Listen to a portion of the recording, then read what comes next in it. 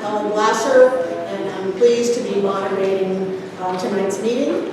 Maria is out of town.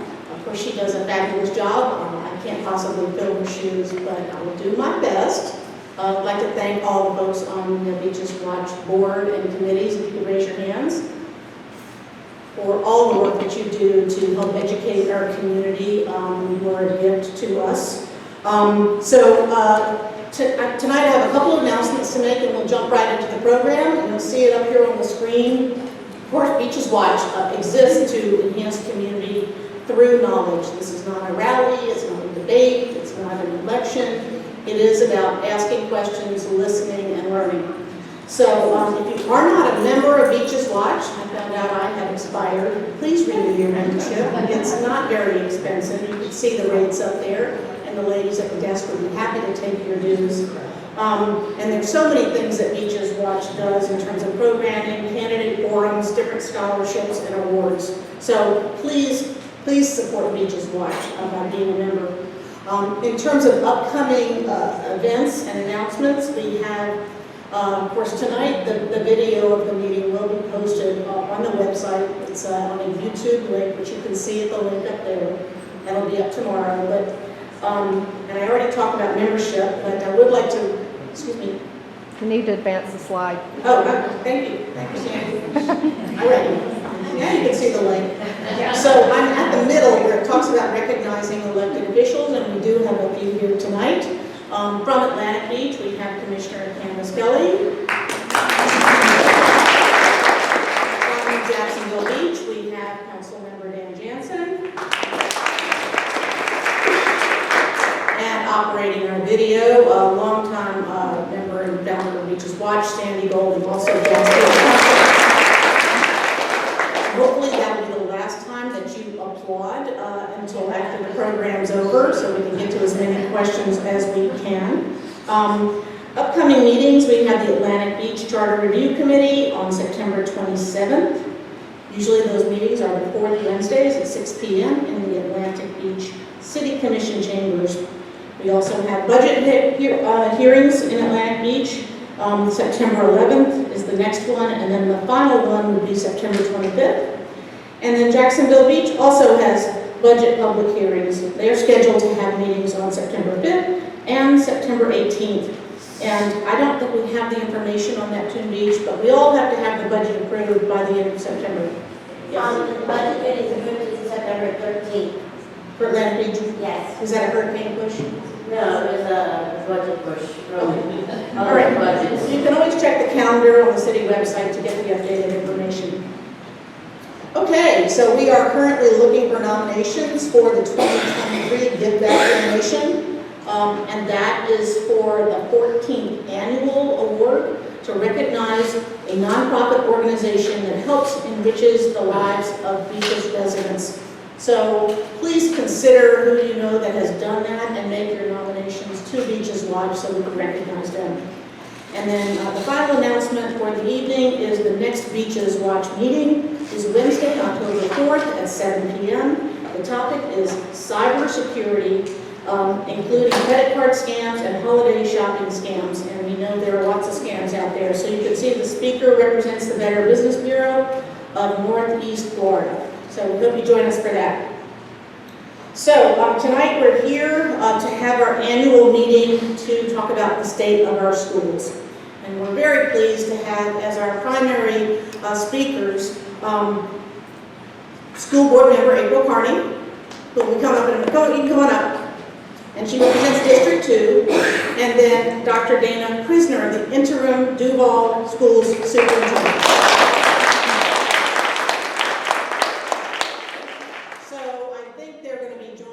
Some of the DCPS staff, and I'll let you do that introduction, Dr. Kriznar. Have you decided who's going to go first? So between the two of them, or the four of them, they're going to have about 35 minutes. We wanted to leave time for questions. So I will say, please don't applaud during the presentations, because that takes time away from getting questions later. We will be keeping time, but this is sort of flexible, so we'll just sort of wave when you need to wrap it up. And we have questions from the gentleman there in the red shirt waving the yellow cards. So we'll have questions from Beaches Watch and then questions from the audience. So I will say in the news yesterday, U.S. News reported on some of the top schools in the country, and here at the Beaches, Fletcher High was the top rated in Duval County of traditional schools. So I'm not going to steal anybody's thunder, and I'll provide some ground rules for questions at a later time, but it gets kind of crazy in here sometimes. So how many of you think you have a question? Okay. I'm going to give you a number. 1, 2, 3. You're 2 and you're 3 and you're 4, 5, and then you had a question. 6. We'll start with 6. All right. So remember your number. Just remember your number. So don't say it wasn't fair. I'm doing the best I can. So with that, I'm going to turn the program over to School Board Member April Carney, and thank you. If you want to say anything about your background, feel free to do that. Good evening, everybody. It's great to be back at Beaches Watch, and I appreciate you all coming tonight to see what is going on this year out at the beaches for our schools. I'm going to actually hand the mic to Dr. Kriznar real quick so that she can introduce the other 2 people that are sitting up with here tonight, and then I will get started. And I'd like to introduce Vicki Schultz, who is our assistant principal of HR, and Corey Wright, a Beaches resident, and he is our assistant superintendent for assessment and accountability. And I'm going to walk over and have this on the book for you.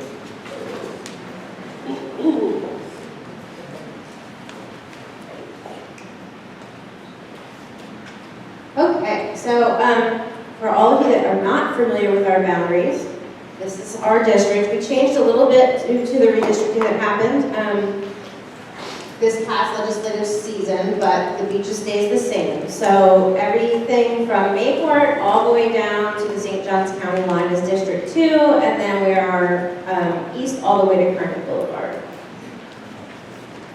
And just to go over our strategic plan, these are our goals and our guiding principles for the district.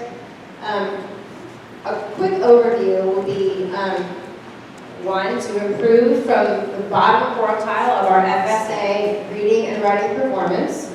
Goal number 2 is to increase in high-performing schools, earning an A, B, or C. And goal number 3 is post-secondary readiness improvement. And goal number 4, something that I'm really excited about, is us continuing to strengthen our CTE program, which is our career and technical education. Part 2 of the strategic guiding principles is to recruit and retain highly effective educators. Sales tax transparency, so I know we have that half-penny sales tax that went through. We're having a lot of improvements going on throughout the district, and it's important that you all understand where those dollars are going. Family and community partnership, increased opportunities. So we all know that we are encouraging you to get involved in our schools. We want you to come volunteer. We want you to see what we're doing at DCPS. We're going to continue to monitor and support our at-risk students. And we're making sure that we have a culturally responsive education environment. As you all know, Duval County is an extremely diverse community. We need to make sure that everyone is included. And now I'm going to introduce to you Mr. Corey Wright. Thank you. So I'm going to just go over some of the District 2 schools and the programs that they offer. Here you see our elementary schools. Mayport Elementary offers coastal sciences. Jacks Beach Elementary is a gifted and talented magnet. Atlantic Beach Elementary and Neptune Beach Elementary both have leadership programs. Anchor Academy has leadership and character development, and Seabreeze has a STEAM program. In the middle schools, Fletcher Middle and Mayport Middle. Fletcher Middle has academically talented and gifted programming, and of course Mayport Middle has coastal sciences. In the high school, really there's one high school, right? Fletcher High School has the Cambridge ACE program, and they have a number of different programs aligned to career technical education. I'll get to in a minute as well. And then we also have the Marine Science Education Center with commercial fishing, which is up under Fletcher High School.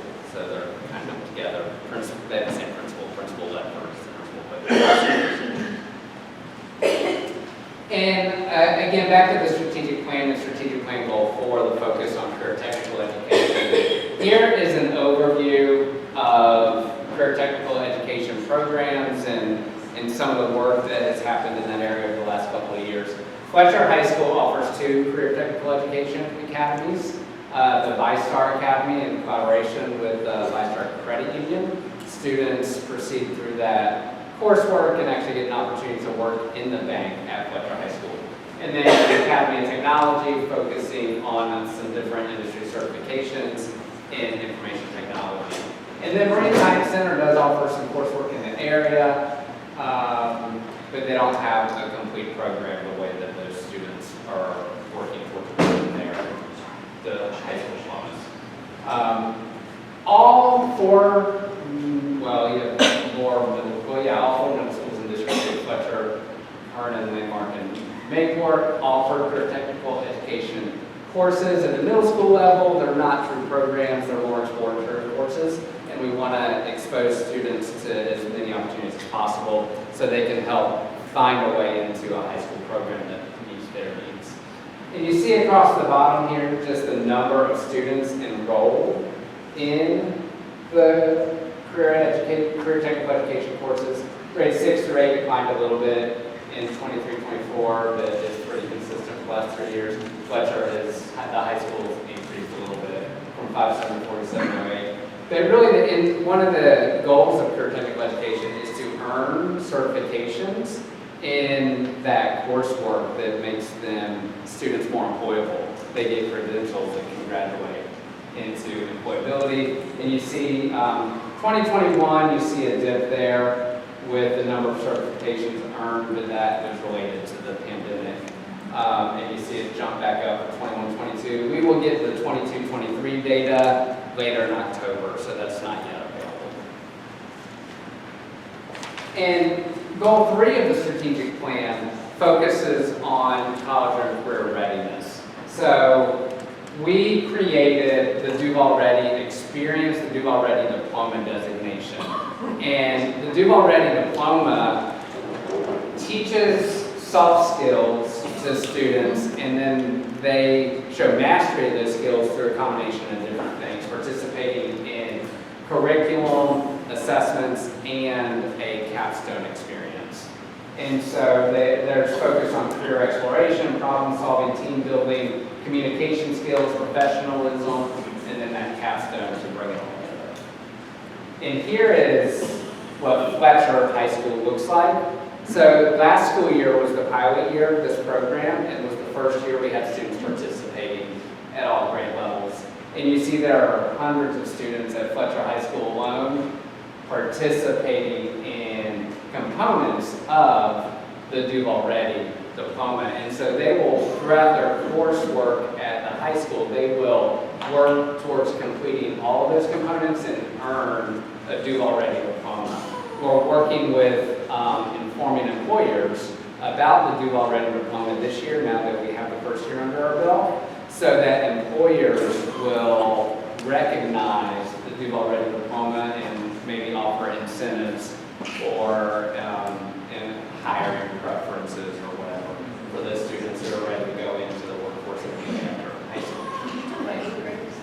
Yeah, and Dr. Kriznar reminded me that it starts at the 8th grade level with our middle school students participating in that career exploration components where they are exposed to different career fields and the credentials it takes to work their way up through those career fields to help them identify a pathway beginning in high school, so they leave high school with a plan. And of course, the 23-24 focus in this area, specifically to Fletcher and the high school students, we want to expand 9th and 10th grade opportunities and grow students participating in this program so that all students have an opportunity to master these skills. And then increase and promote the capstone experiences.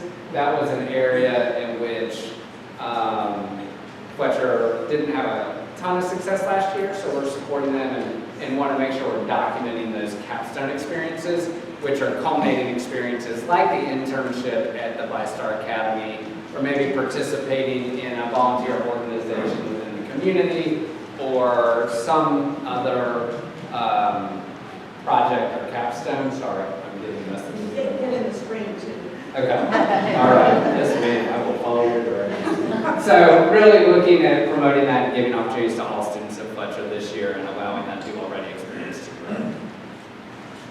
The most recent graduation rate, 21-22, at Fletcher High School was 95.3%. The 21-22 graduation rate for the state of Florida was 87.3%. And for Duval County, it was 85.6%. The 22-23 graduation rate will become public and finalized December, January. It always comes out after all the state files finalize. Looking ahead, there are some challenges with graduation rate and some rules and assessments that have changed that the cut scores for ACT and SAT have increased, which will potentially have an impact on graduation rate for students in years to come. So we're working to overcome those challenges with our students this year. And Dr. Kriznar is going to go into the master facilities plan.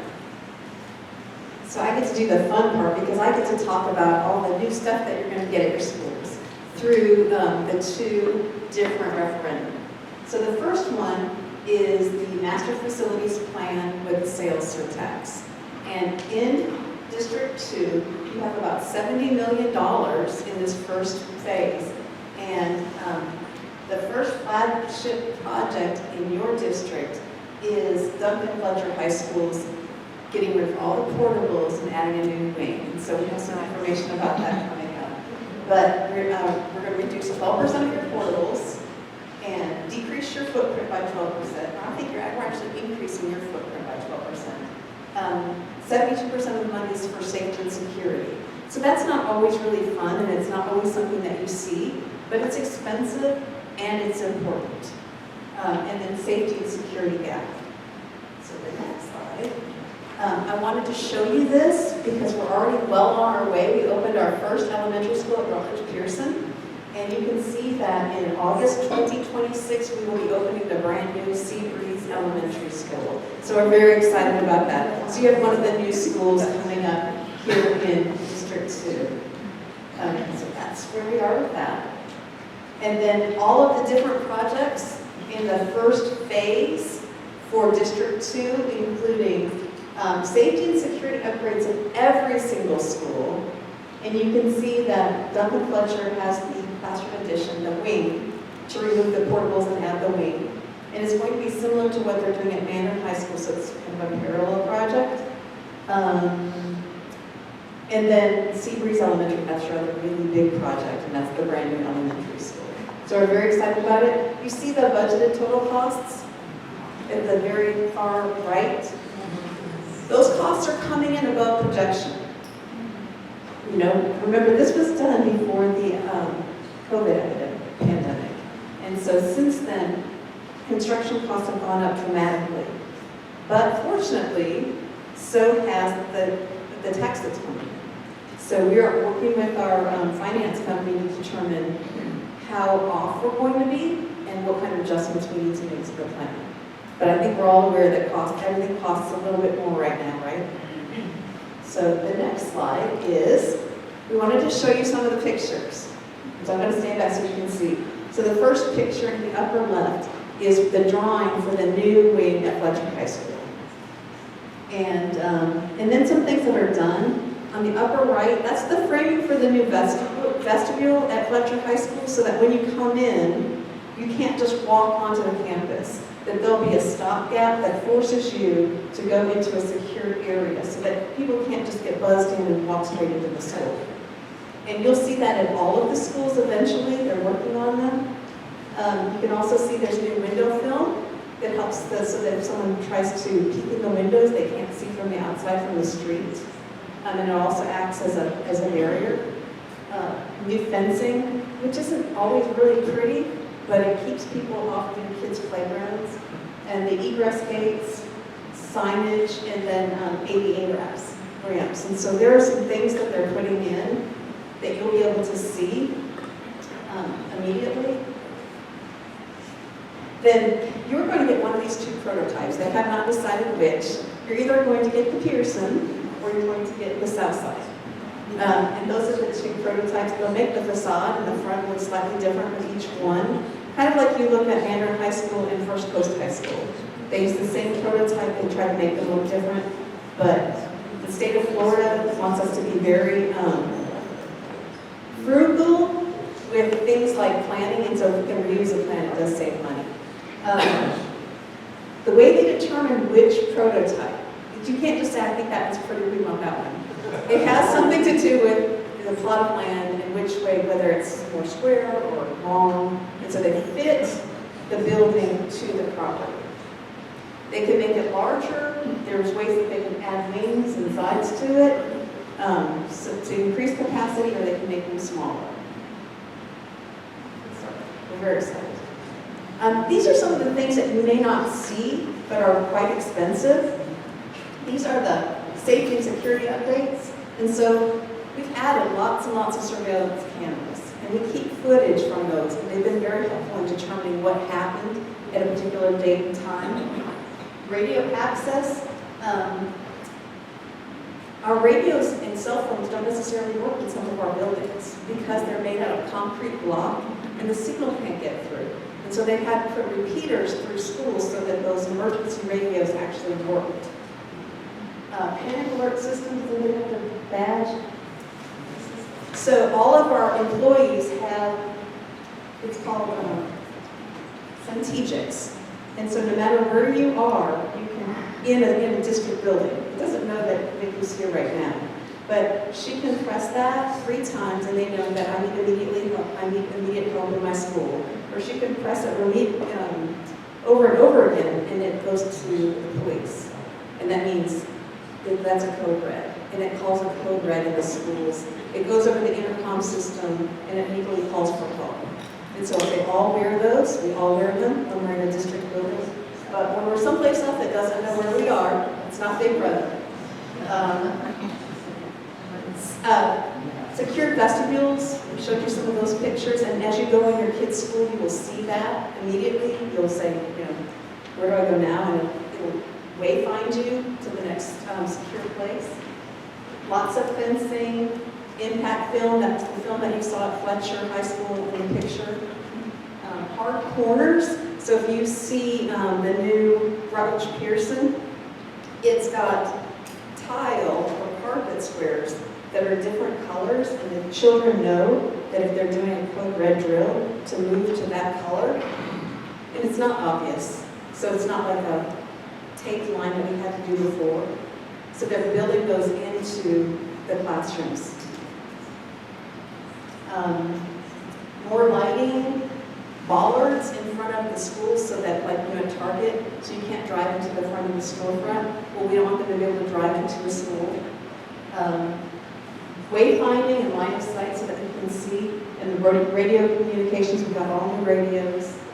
And then badge pass. That's so that when you go to a school and you work there, you can actually scan your badge and come in, and the door's locked behind you, regardless of what building you're in. And if you ever want to know where we are in any of these plans, it's all online. If you go to duvalschools.org, you can find like an update. There's a link on the front page to go to all kinds of reports. It'll say, do you want a detailed report or do you just want an overview? And you can see what we're up to. Okay.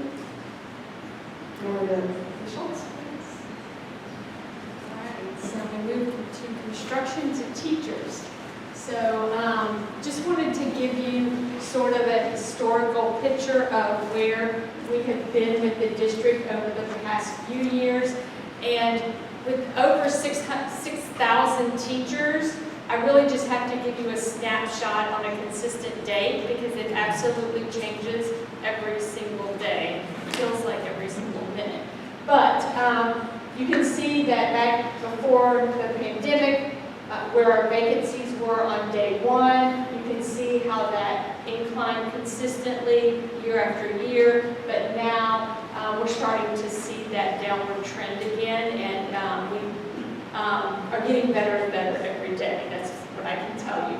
And I will say that we also had concerns with filling vacant positions and absent teacher positions with our substitute vendor because, of course, we had an increased number of positions being vacant. So we have returned this year to every single day we've had over a 90% fill rate with our substitutes, and but that includes paras and teachers. If you look just at teachers, we are closer to a 95% fill rate. And if there's a vacancy, we've been able to fill those with a long-term substitute at a 99% fill rate. The only time it's not filled is if one of the long-term substitutes calls in sick. So we've made great progress in the past year. And so this is, once again, just a snapshot because it changes every single day. And as I spoke with Ms. Kavanaugh in the back, hers doesn't even look like that right now. And we just went through what we call a budget cycle where we wait and see how many students come in. We do a projection of how many students we project or anticipate will show up, but that is not a perfect science. And so after the first couple of weeks of school, we look to see how many students actually arrive. We re-budget the positions. We notify the schools. And then starting tomorrow, we will meet with schools, go through their budgets, and we will conclude those meetings on Monday, and we will adjust staff based on how many students actually came during the opening weeks of school. So you may see a few adjustments. Most of the schools at the beaches received positions, so you actually hopefully won't see much of a loss here. And so just a few things that we're doing for recruiting teachers, and certainly I could probably talk for an additional 30 minutes about what we're doing. But social media is really big with the people that are out, the generation that's out there now looking for jobs, and so we do a lot of virtual, a lot through social media. We still attend multiple recruitment events throughout the nation, so we go to other states. We spend all days on college campuses talking to students as they come in and out of their classes.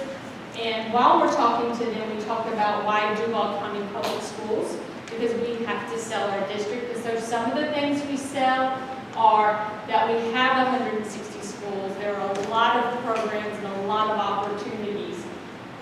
In Northeast Florida, we now have one of the highest starting salaries.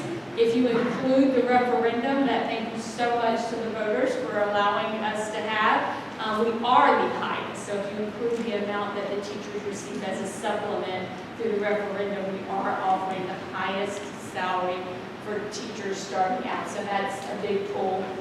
We do also advertise the beach, so sometimes depending on where you're at in the nation, that's very helpful. We also have a free paid medical insurance plan and a full suite of wellness benefits for our teachers. It's a very stressful job, and so we offer Head Studies Health, 24-hour coaching, and 16 free therapy, mental health counseling appointments. So we are trying to address those needs. We also have a great retirement system, career growth, and professional development. So those are just a few of the things that we do to sell. Some of the other recruitment things we've done, and I'll be brief because I'm watching the clock very closely. We also have some grow your own programs where we help our paras and UOPD employees become teachers. Just last year we had 21 of our paraprofessionals become teachers, and we have 17 of them this year who will be doing an internship with becoming teachers. We also have some test prep programs. We're currently working with both UNF and Bethune-Cookman on a grant to have a teacher apprenticeship program. where there's a grant coming from the state and someone with a 2-year degree can finish the second 2 years of their degree as an apprentice side by side with one of our veteran experienced high-performing teachers. For their last 2 years of college while taking their coursework, they'll work side by side and get paid. They get paid half of the teacher's salary and then 75% of the teacher's salary. Again, trying to recruit and grow our own and using our top performing teachers to train them and grow them. Connecting back with our high performing teachers that you mentioned earlier as one of the board priorities.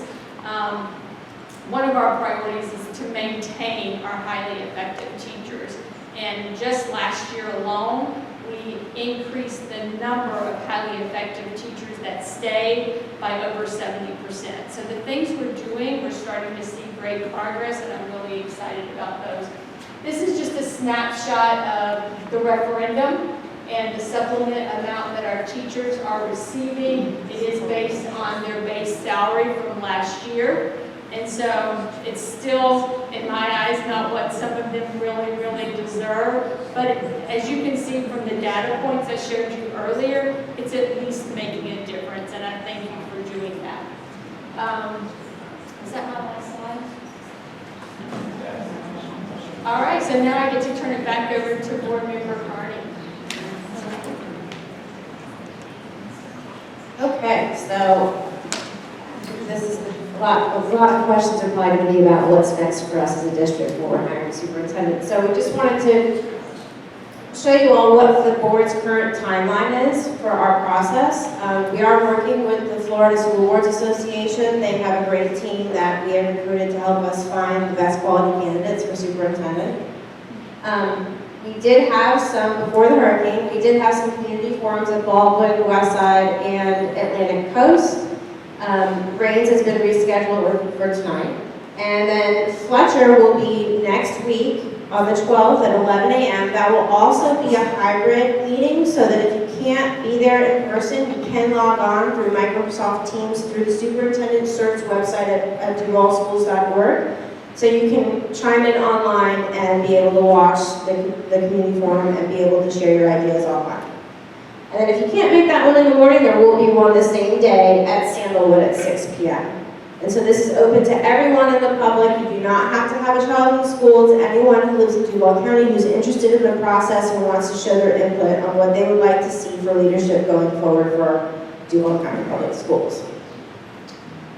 So right now, we've, after the community forums have been done and we gather that data, then we'll go ahead and we'll have an advertisement for all applicants that will be posted. And then we have about a month worth of accepting applications, and that will close on October 13th. And then the board will reconvene that week, and we will start to vet candidates and start to look at semifinalists. Depending upon the amount of candidates we get, will depend upon how many semifinalists we get. I know that some districts that have just recently hired superintendents, some districts had 15 semifinalists, some had 8, some had 12. It just depends on what we end up with and what the board sees as some really good quality candidates that we want to have conversations about.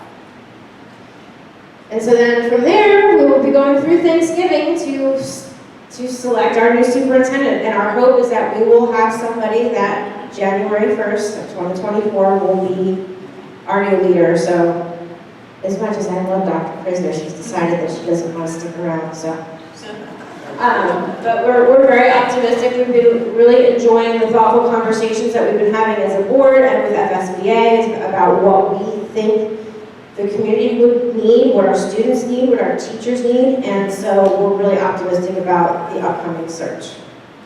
And that's all I've got. So I guess we'll open it up for questions. So, Ms. Classic. Thanks, everybody. We really appreciate all that information. I do have some questions that the Beaches Watch team has put together first, and I'll go through some of them, and then we'll go with numbers 1 through 6 and see how far we get. So, a couple of ground rules. When you ask a question, please just ask one question. Not a 3-part question, not a speech. If you start to go on too long, like some I know. I will probably say something to push that along. Please be civil, and please don't use any incendiary language. Again, we are here to listen and learn and ask questions and learn more. So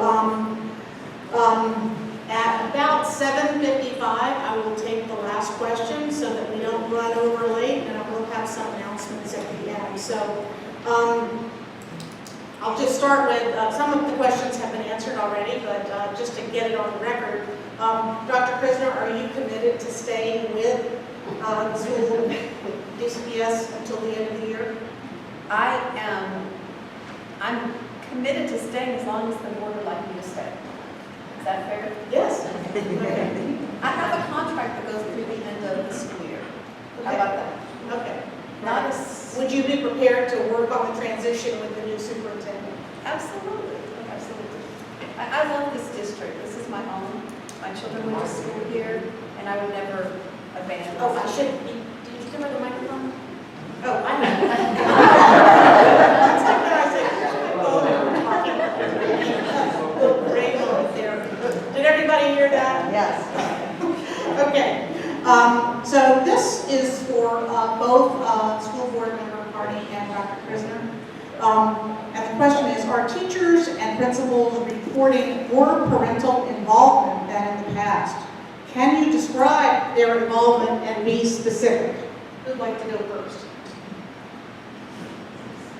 I would have to say yes. I think that, according to my inbox anyway, I'm getting a lot of feedback on how do I get involved, what can I do to serve my child's school, how can I help. I think that, since the pandemic when we were closed, a lot of people have been motivated to do more, and I think that's the one blessing that came out of COVID, is that we have a lot of parents now that are really engaged and happy to come into our buildings and volunteer, and I applaud them. And as a mom who did the same before being on the school board, now my kids don't want me in school because they're too old and it's embarrassing for me to be there. It's such a rewarding experience, and I really do encourage everyone to come inside and get inside of our schools. There's some wonderful things that are happening inside our buildings, so yes. And I would say that even when your kids are in middle and high school, you still need to be present, even if they say it's not cool for you to be there. We want you there, your teachers want you there. So, and I would say yes also to involvement. And I was at Fletcher Middle during pre-planning, or even before pre-planning, and the PTA was there pressure washing, and the principal was mowing lawn, and I mean, everybody was there getting the school beautiful. They were laying mulch, there was kids there. The other thing that I really noticed this year is faith-based participation. So a number of schools I went to, I'd say, what a gorgeous theme, what a beautiful bulletin board. Oh, my church partner put that up. And so really lots and lots of backpack giveaways, arranging haircuts for children, everywhere we went. So I saw a lot of faith-based participation, in particular, at the beginning of the school year. So that was really wonderful to see. Thank you. The next question is, speaking to parental involvement, how has the state mandate on reviewing books in classrooms and libraries affected Duval schools? And I will say that the DCPS website is pretty robust and transparent in terms of this process, but perhaps people don't know how it works. So I think that we've done a really good job in terms of creating our own technology in order to review all of those books. And what the statute says is that the books all have to be reviewed in the media center and in classroom libraries for certain grade levels. And so the review process has to be done by a certified media specialist. So ensuring that that's done and that we have books available has been an arduous process, but I can't give our media specialists enough credit because they've plowed through, and every one of our media specialists, every one of our media centers are open, our class libraries are out, and we have a repository that's available on every school website, so you can see what books are available. It took a lot of time away from some other things that we probably would have wanted to do, but we can say that we've done it. And as we order new books, we have a process in place to get those approved and up right away. And we are planning on working with our Florida legislature about getting more people approved to review books. And so it doesn't fall on one person within a school. That we have some really excellent reading teachers, reading coaches, some people who have advanced degrees in literature that can help with that process. So we're going to be working on that in the upcoming legislative session. I think that's one thing that we're committed to. Would you like to address that?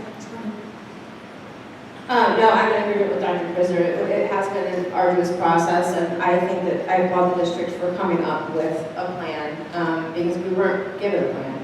So we really had to look at how, we have the largest amount of titles, I think, in Northeast Florida. So our libraries are huge. It was almost an impossible task, but I think that we persevered, and I'm proud of our media specialists. They've been through a lot this past 6 months or so since the ruling was brought down. So yeah, I'm just glad that we were able to start the school year with our libraries open and our children able to have titles to read. The next question is relating to school vouchers in Duval County. If private and charter schools now get vouchers, are they held to the same standards as other public traditional Duval schools? So I'm not exactly sure at this point. I think there's going to be a lot of change coming up in the upcoming session because this is still a working document. I think HB1 is going to be having a lot of amendments. From what I've been talking to our delegates in Duval County, that there's going to be some amendments when it comes to HB1 because this is not a perfect science. So at this point right now, as you all know, charter schools have their own governing board. So it's different than what happens here in our traditional public schools. That being said, that really won't change with charters because you can't get a voucher to go to a charter school because it's a free school. The vouchers are for private school and homeschool kids.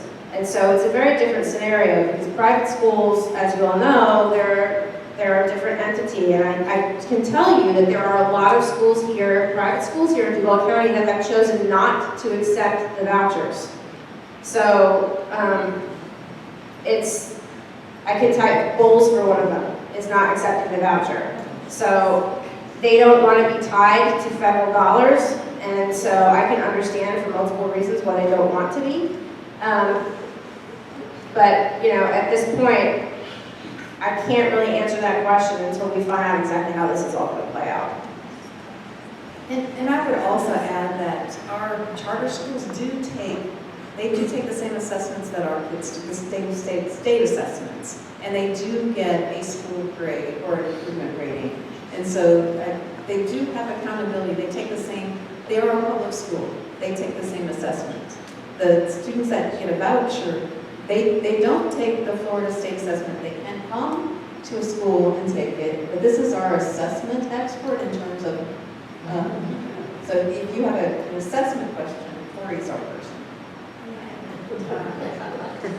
So, students have opportunities who are receiving vouchers to take the state assessments and receive that information. However, the student results do not get tied back to a school of enrollment, like if a student was attending a charter or a traditional public school, but through the school grade system.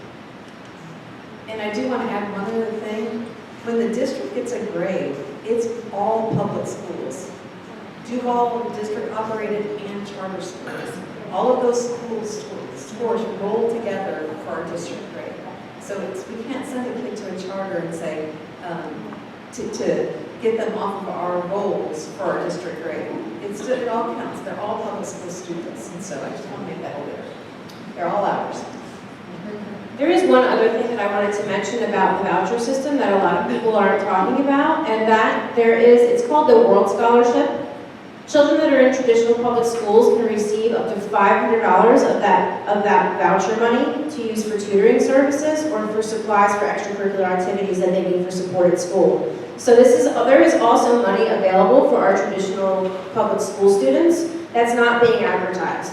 And so I implore you to look further into it, because if you do have a child that's in a traditional public school that needs you need additional funding for, say, mathnasium, or you have some other tutoring resources that you need outside of what we provide, that money is also available to you as a traditional public school student.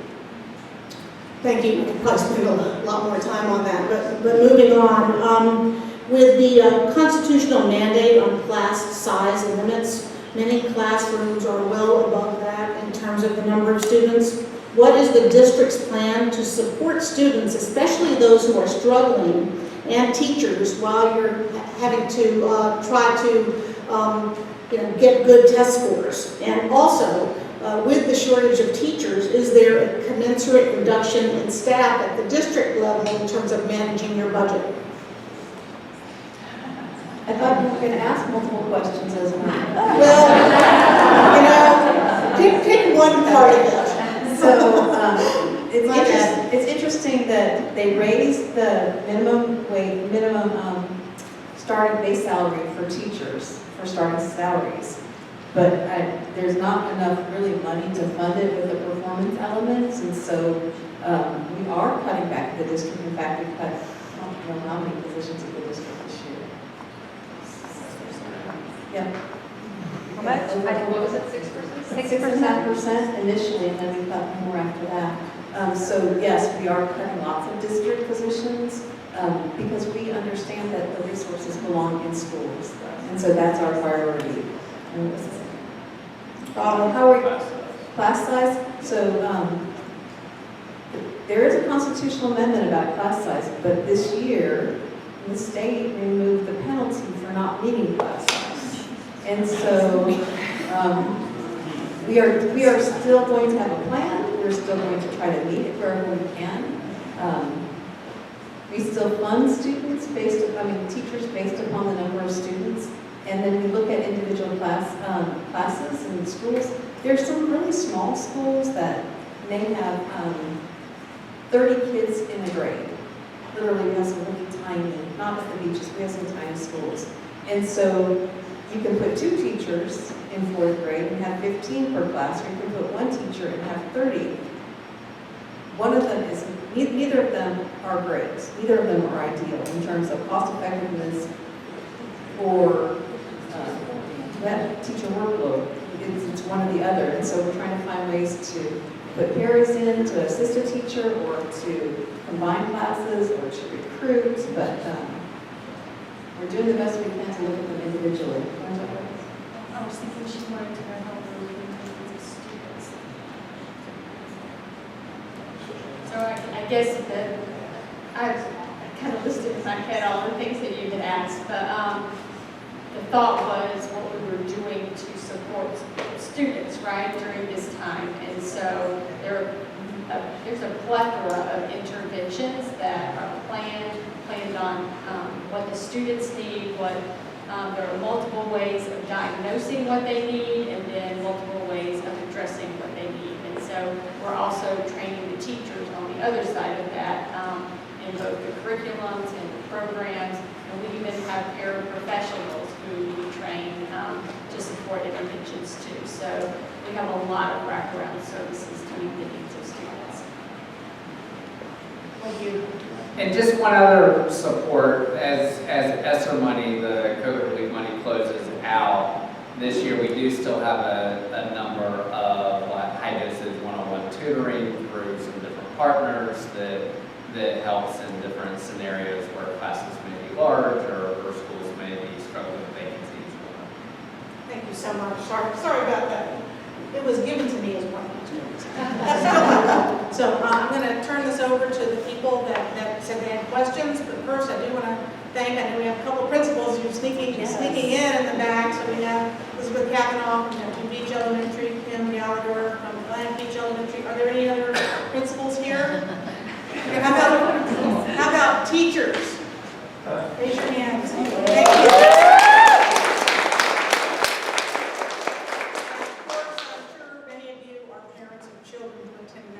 So we're all very invested in this, so thank you all. So who's number 1? Okay, I'm going to bring this over, and there you go. Thanks so much. I just want to thank all of you guys for coming today. Really appreciate name's Jonathan Beckham. I've actually been the school advisory chair for Fletcher Middle School right down the road. Sorry. One place. For the past 4+ years. So I've been there pre-COVID, during COVID, and sort of after COVID as we are now. We've had a lot of great conversations. We've had city council members from the city of Jacksonville have come. We've had former school board members that have come. We've had the chief of police actually come from Duval County School Board as well. I just wanted to ask you, Ms. Carney, I've been actually emailing you ever since you were elected to inform you of all of our meetings, and you haven't come to them, and you haven't responded to my email. So I want to ask you, are you planning to engage with schools and the community and that sort of thing? Absolutely. Thank you. And I have responded to your email, so No. if you haven't gotten one, I apologize for, yeah. So as I am planning on coming, and I am having it on my calendar coming up soon, I promise you. Yeah, we look forward to it. Thank you. Number 2. Thank you. Do I need to go up front as well? I suggest you turning sideways so you don't look at your accent. I've learned this from experience. Hi, everybody. Yes, want to echo thank you for spending your evening with us. I appreciate that. My name is Amanda Rubin. I'm a parent of a third grader and a little one in daycare. I apologize for having to use my phone. I wanted to share that we know that there's a strong connection between LGBTQ+ students' identities being affirmed at school and their academic success and overall safety. Board Member Carney, with your known membership in a highly political group that does not have a good track record of supporting and affirming LGBTQ+ students, how are you planning on reassuring your constituents that you will protect and affirm all students equally and not be swayed by the highly politicized goals of your other memberships? Thank you for that question. As I've said before, I believe that all of our children need to be treated equally. I think that having a supportive learning environment where we're not putting labels on children is what we should be doing. I don't believe that singling out a certain group and putting a spotlight on them is productive learning environment for anyone. Especially if we're looking at children that are going through awkward phases of life in middle school when we have hormones and everything else. Nobody likes to be singled out. And I think that it's better for letting our kids just be kids. And so regardless of what that organization believes, I'm a mom. Regardless of what my child believes or what she wants to be or what she wants to do, I'm supportive of my child. And so I think every parent needs to be the same way. But I also don't believe that singling out a certain part of the population is conducive to a good learning environment. I think it puts too much focus on that and not literacy, reading, social studies, and science.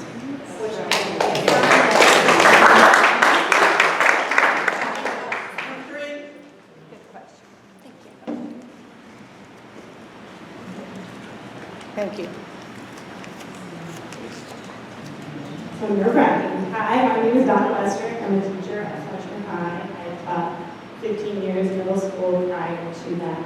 And my question tags on to the already long question about class sizes. Because at Fletcher, I teach marine science, and my classes are 38. And your number one guiding principle was, let's keep our highly effective teachers. And I love teaching. I love kids. I thought, oh, here we're going to do science. And we're going to look at the microscopes. But I can't do that with 38 kids. And my cohort in Mandarin High School, she has 25 in 6 classes. She has 150 students. I have 198. Why, at the district level, is it different in Mandarin than it is at Fletcher? Because the money follows the student, and then why in District 2, why is it different? So, thank you. I appreciate it. It's because you don't have a very good principal. We love Dean Ledford. We love Dean Ledford. Actually, the Calvary is coming for you because your enrollment is way up this year. Oh, yeah. And so we're adding a number of teachers to, I think it's 8 teachers that you're about to get paired. Yeah, I don't know the exact number. Science teachers coming? So the specific content type teacher is dependent upon the school's master schedule, the needs of all the entire school. So the principal will work through that. In regards to your question about the difference between like class sizes at Mandarin versus Fletcher, a lot of it has to do with the number of students who choose to take certain courses or need certain courses based on graduation requirements and the number of teachers in the building. Kind of like the fourth grade scenario, right? Having a fourth grade class of 15 or a fourth grade class of 30, that's a smaller example of just trying to split within the school's master schedule to be as even as possible across all the needs of the students. But Fletcher is funded exactly the same as Mandan. You both have additional money through ACE testing and AP testing and all of those areas. And so the ratio is exactly the same. And so you should be funded at the same level. So those are school-based decisions. And to get some more questions. Can I say one thing there? If you know of anybody to fill those vacancies, though. So I have to say, There might say be he's another wrong. vacancy soon. No. It's very hard. So, all right, who's on Team Ledford? Yeah. Yay. Okay, are we on 4? I'm gonna go try to take a couple more, so. Okay, my question kind of goes across a couple of things, between funding, because we know a lot of our money goes to charter schools. But I also noted in the strategic plan, the soft skills, the soft diplomas was highly sought after. But I noticed that there were no charter schools or private schools that are in District 2 on that list. Are they not bought into the strategic plan? Do they not have to follow the strategic plan? Are they following their own plan? Is the question. So the traditional, what we are in charge of for the strategic plan are our traditional public schools. We are mandated by state to give a certain amount of funding every year to charters. The charters are their own entity. They are in charge of their own plan, their own curriculum. They are not in charge, we are not in charge of mandating any type of diploma or program through them because they have their own governing board.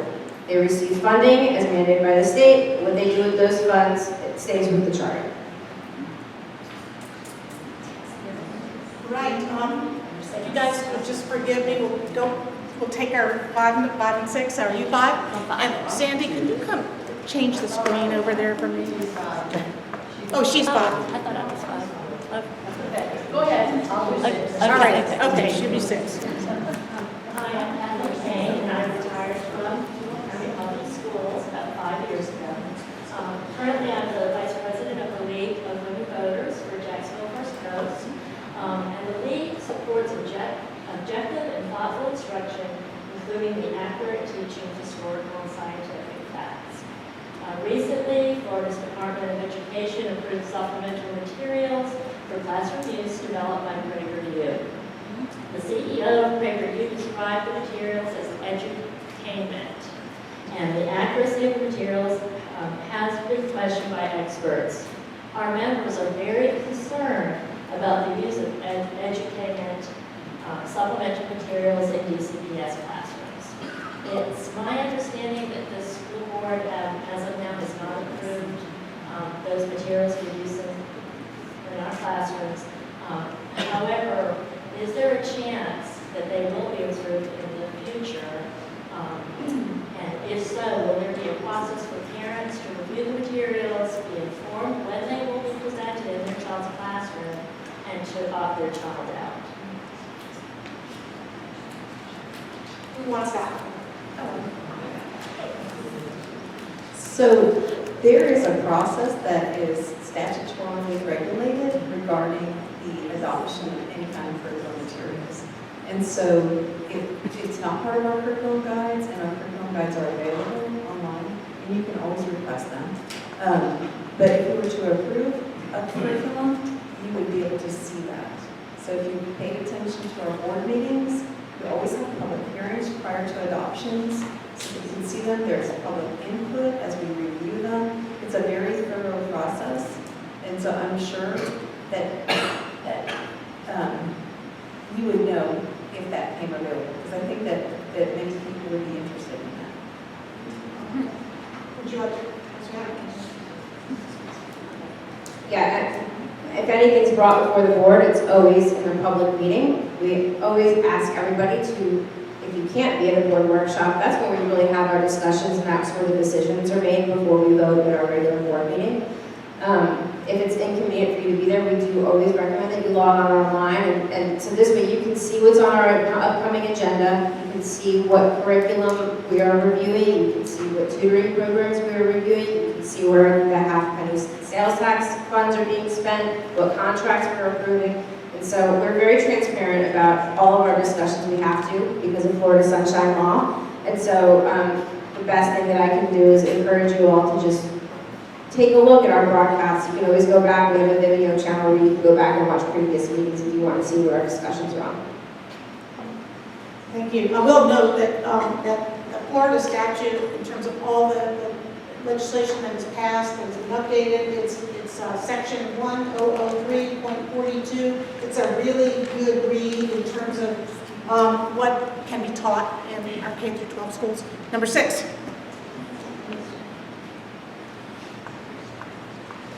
Thank you. First of all, thank you, the Business Watch, for hosting, and thank you for taking your time to do this. I'm Penny Kennedy. I'm a retired educator for 35 years. I also volunteer in classrooms at several schools, and so I see what's going on. Full disclosure, I am employed by Read USA, and that is my next question. I've been employed by Read USA for the past 2.5 years, and that's a part-time job, but I've seen progress that children have made through Read USA.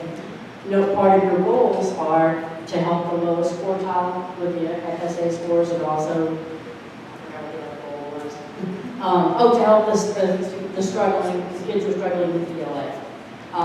So my question is, why was Read USA's funding cut when it's a proven program? Thank you. So that funding came through ESSER, and as those ESSER dollars declined, Read USA has been finding other ways to get to maintain the level of services. But it is one-on-one tutoring, and it requires a teacher working with teens and training them, and then being with them as they work one-on-one with students, and then getting them home.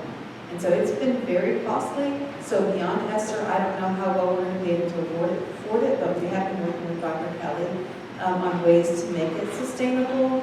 And so I think I can have a meeting with them in 2 weeks. So we've been meeting, and actually Paula Renfro has been meeting with them mostly. But we agree, it's a great program. It's a wonderful program. All right, thank you. And you know, the interesting part is the research is showing that the teens that are the tutors of the younger kids are getting as much out of it as the kids that they're teaching. So that's really positive by far. Yeah, I just wanted to check on Read USA too, because I've sat in on multiple tutoring sessions, and what they are doing is absolutely amazing. And I want to thank you for, going back into the classroom and working with Read USA. They're a fantastic organization, and just to see a teenager work with a young child, it's a very enlightening experience. It's an amazing experience. So anything we can do to find the dollars to keep Read USA in our schools, I'm a huge supporter of Dr. Kelly and what he's doing with their program. It's fantastic.